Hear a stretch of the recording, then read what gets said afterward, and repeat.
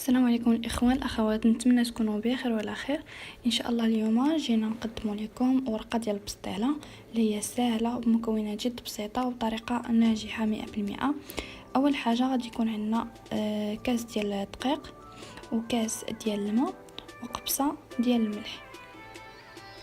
كنديروا هاد المكونات في اناء، كنديروا كاس ديال الدقيق، ولا بغيتو تضاعفوا الكميه كتضاعفوا المقادير.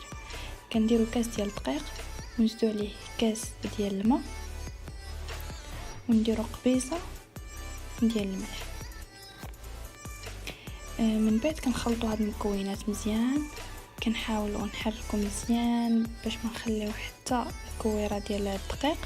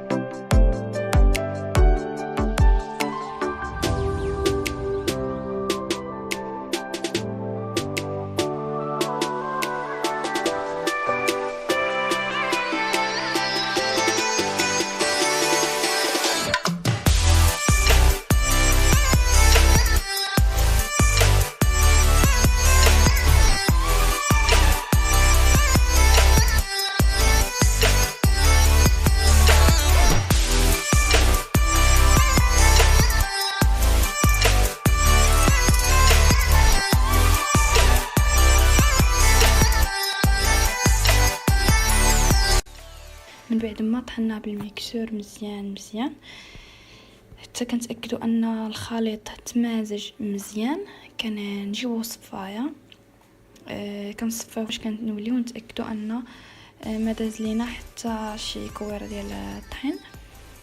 كنصفيو مزيان الدقيق الخليط كنصفيوه مزيان حتى كيولي لنا على هذا الشكل. من بعد ما كنصفيو الخليط كنجيبو مقله تكون سخونه، كنسخنوها مزيان وكنديروا الخليط ديالنا. كنحاولوا نديروه شويه بشويه بشيطه، كنبقاو ندهنوا على هذا الشكل هذا. هي من الاحسن ديروا هذه الطريقه باش كتجي ورقه ديال البسطيله ناجحه جدا وما كتقطعش وكتجي زوينه بزاف. كنبقاو نديروا هذه الطريقه على هذا الشكل حتى كتجمع.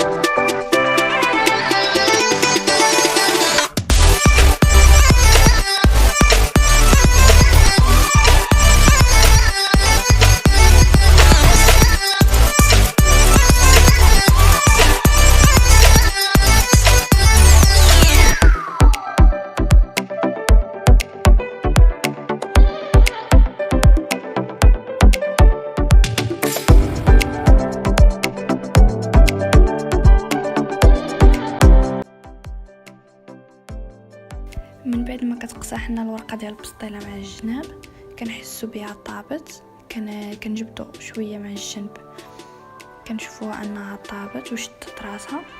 كديروا على توب كديروها مزيان على هذا الشكل هذا بالزيت،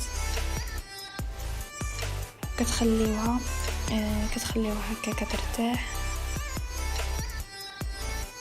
دهنوها كامله على جوج جهات وكتخليوها كتبرد. من الاحسن تدهنوها مع الجناب مزيان باش ما تبقاش قاصحه. من بعد ما دهنا الورقه ديال البسطيله ديالنا كنكرروا نفس العمليه وكندهنوا به الورقه كل ورقه كندهنوها مزيان وكنديروا وحده فوق وحده باش كيبقاو لنا هكا كرطيطين. وكنديروا نفس العمليه حتى كنساليو ورقات ديال البسطيله ديالنا كامله وكتكون واجده وناجحه 100%. نتمنى هذه الوصفه تكون نال الاعجاب ديالكم، ونتمنى انكم تدعمونا بزر لايك واشتراك بالقناه.